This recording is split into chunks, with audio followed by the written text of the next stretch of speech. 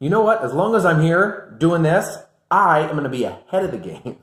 I'm going to do the minute mini lecture, and it's going to be long. I have no idea how long this one's going to be, because you know how last week was like the boring week of legal stuff?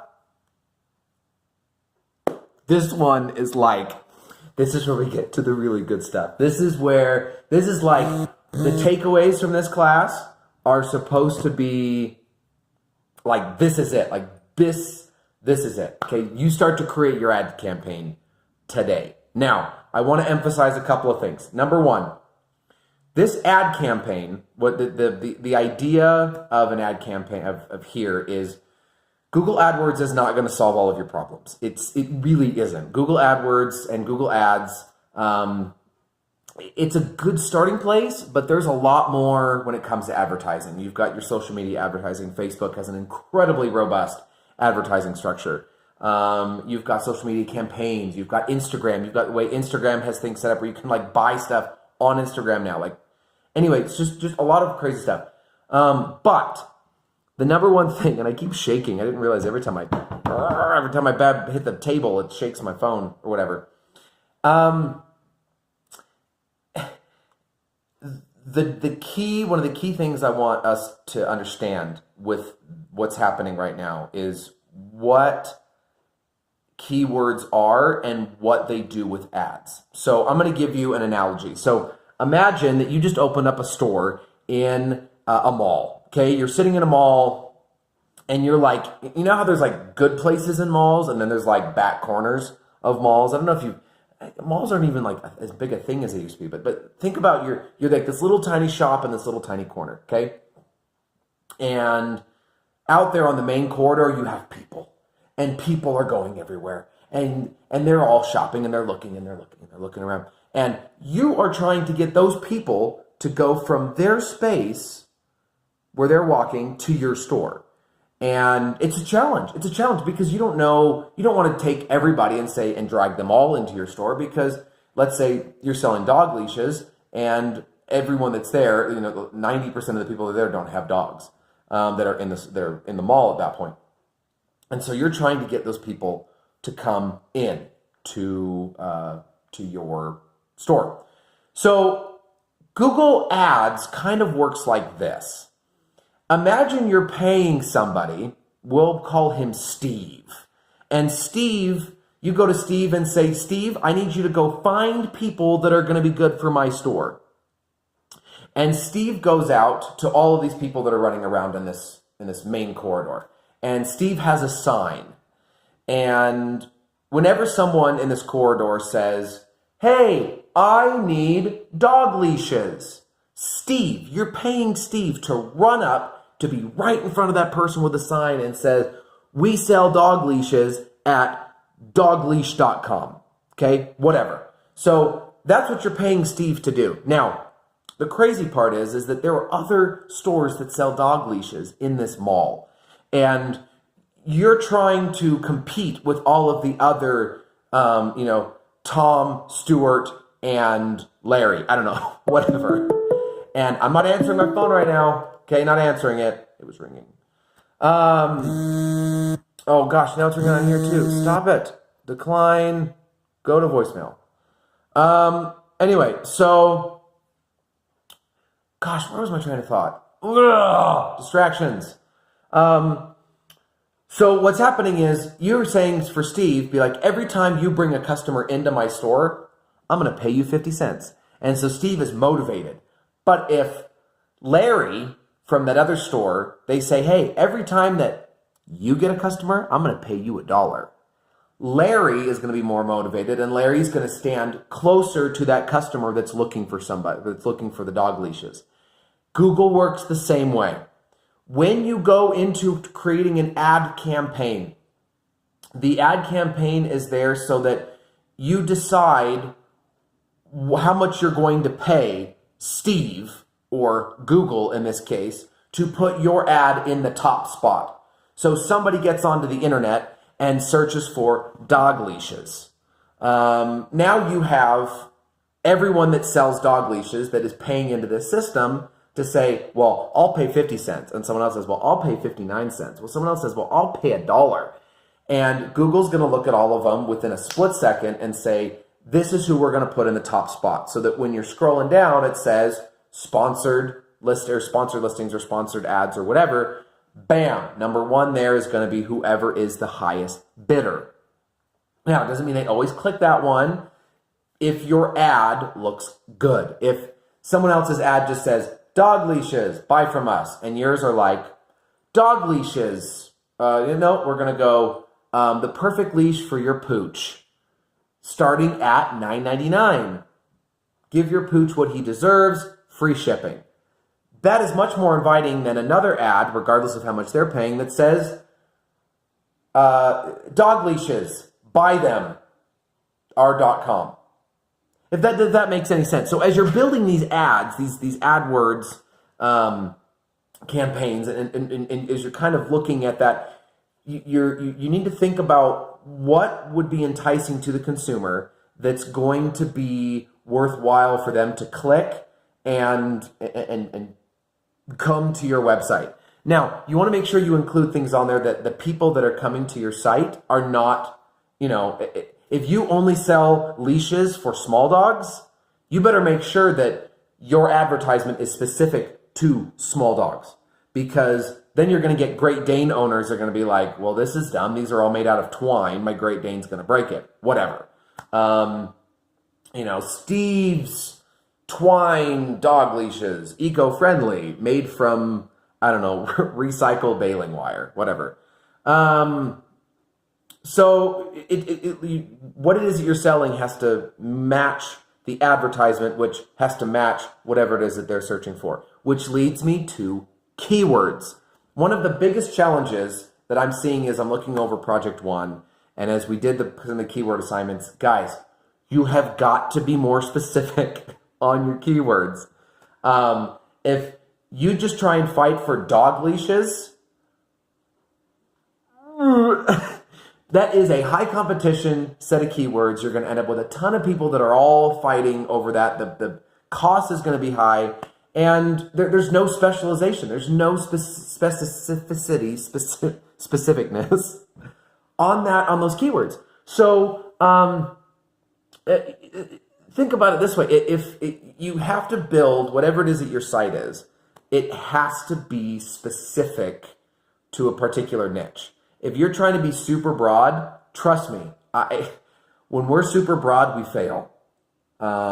There is a great analogy about, anyway, you know what? I'm not going to get into that now. That might be a 3-minute thought later, but I'm not going to get into that now.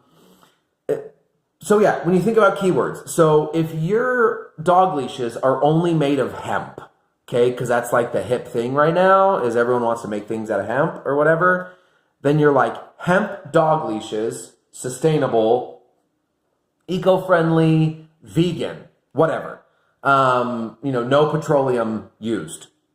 Now all of a sudden you have something specific, and you can say, all right, I'm people who want sustainable dog leashes, sustainable dog products, vegan dog products, stuff that now you have more of a space that's specific and not just, oh, these regular leashes. Now, Me Too products can do very well. In the shoe industry, Me Too products are everywhere. Everyone has their own version of a sandal. But, for example, when we're shooting for shower sandals, we don't just shoot and fight for men's sandals. We don't. We shoot for men's shower sandals, men's casual sports sandals, men's lightweight floating sandals that float.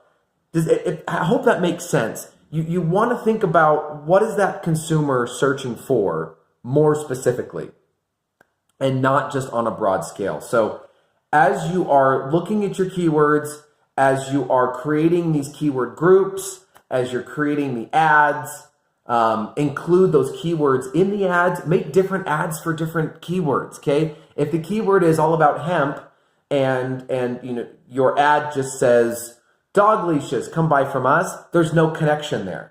There has to be a connection between your keyword that goes to a specific ad or keyword set that goes to a specific ad group, which then goes to a specific landing page. Let's go there. This is going to happen a little bit later, but I'll talk about it now. A lot of you will be tempted to just drop someone on the homepage. Oh, leashes? Now we're at the leash thing. That's not the best place. It's okay, but it's not the best place. There are things called landing pages, and it is whether it's a category page that just shows specific products. If you're doing physical products, if you're doing services, have them land on a specific page that talks about those services. Let's talk about photography, because I know that's a buzz thing on a number of students here in the class. If you are shooting for a product, let's say you do photography of 3 things: family, maternity, and wedding. Okay, if someone searches for wedding photography and they say Idaho wedding photography, and you are bidding for Idaho wedding photography, and they come to your site and you see the ad, and the ad says wedding photography. That's fail number 1. It needs to say wedding photography of Idaho. Specialization in beautiful places for Idaho photography. Oh, wow, they know things that other people don't know. There's your angle. Then they click on it and they land on a page that talks all about all of your photography. You want to make it so that when they land on a page, that is a page specific to wedding photography. And it has a gallery of wedding photography. And if they want to navigate off of it and look at your family photography and your maternity photography, awesome, great, let them do it. It's fine. But imagine walking into Target and you say, I'm going to walk into Target. And you're like, I'm going to buy batteries. Now, most of the time, if you walk into a Target, you know where batteries are. Then I'm going to say Family Dollar. I walked in, Kate, this happened to me. I walked into a Family Dollar in Arco, Idaho, like in the middle of nowhere, right? And there was just stuff hanging everywhere. I mean, it is a circus of just stuff. And I walked in and I was going to go get some chocolate milk because I was driving home. I wanted some chocolate milk and some lemonade to kind of keep me awake. Anyway, so chocolate milk, like whatever. I'm an adult. I can drink chocolate milk. Oh gosh. I couldn't find anything because I didn't know where anything was. I had to walk in and ask. Well, the disadvantage to a website is that there's not an attendant there that you can walk in and say, hey, where can I find this? Imagine if I could walk into a store and what I was looking for was immediately placed in front of me and I could grab it and I could go to the checkout and then I could walk out. That's the experience that you want for your consumers, your prospective customers, as they come in to to come and buy your stuff. If they want wedding photography, have them land on your wedding photography page. If they want hemp shoelaces, what are they? Dog leashes. You can do shoelaces too. It's cool. Hemp dog leashes. Then you better make sure that they land on the page that has either your one hemp dog leash or all of your hemp dog leashes. Whatever. It's the specificness of what it is that they're searching for to find there on your site. So don't be general. Don't try and cast a wide net, because what's going to happen is you're going to be bidding for these things. And every time someone clicks, you do want high clicks, kind of, but you want lower clicks that are higher quality is going to save you more money in the long run, because now you're not paying to just funnel in a bunch of people. What you're doing is you are broadcasting to all the people. But if someone's searching for dog leashes, natural dog leashes, and you have ones made out of hemp, and really they wanted ones that were made out of cotton, and you don't have cotton on your site, then shoot. Well, then they're going to see that it says hemp and hemp dog leashes, and they're going to be like, well, I'm not even going to click on it because they want cotton, and you just saved yourself 50 cents or 60 cents or 30 cents or $1.30, depending on where you're at in the bid structure and how much you're willing to do. So I hope that all makes sense there. Last piece I'm going to talk about, and this is right at the 15-minute mark. I know, It's just keep going with it. I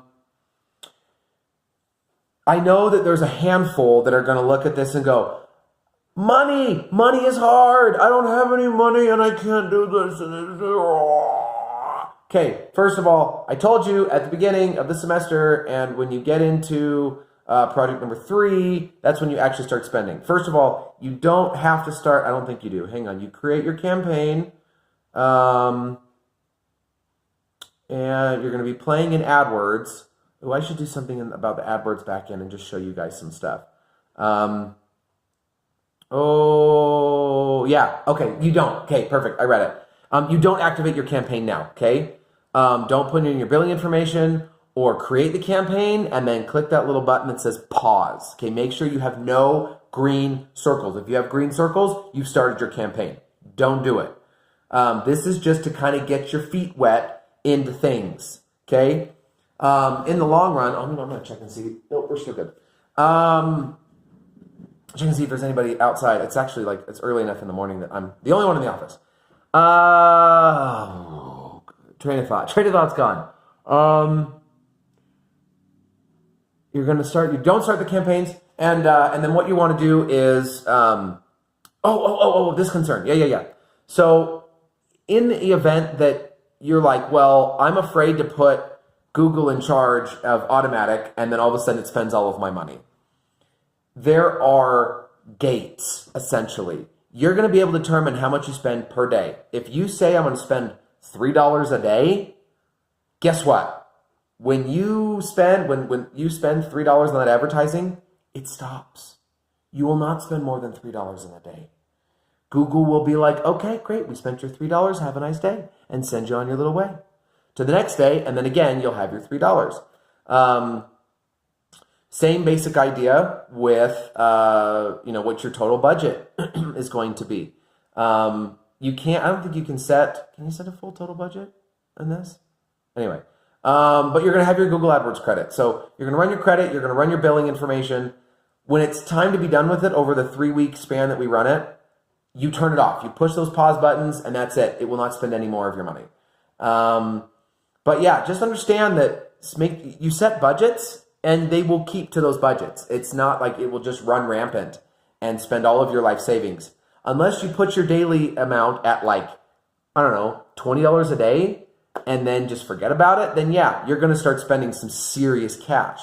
That's happened to students in the past. That's why there's now a thing that says, hey, remember, this is a real life scenario. This is not this laboratory. We're dealing with real specimens. So, just understand that's the case. Is there anything else I want to go into this? Great. If you watched this, then you're going to be super ahead of the game because I talked about good keywords, bad keywords. This week, if you can spend the time, Memorial Day weekend was last weekend. Hopefully you guys are back into things. First week of June. Focus on reading everything that's here. This is the meat and potatoes of the entire course. So good luck. I am open to shoot me notes on Canvas, Messenger. I can help where I can. And let's try and get to a live thing that I can walk you through some of the AdWords stuff as you go into this. But we'll talk about that. I'll schedule something and I'll have that written down below. So have a great time. Good luck.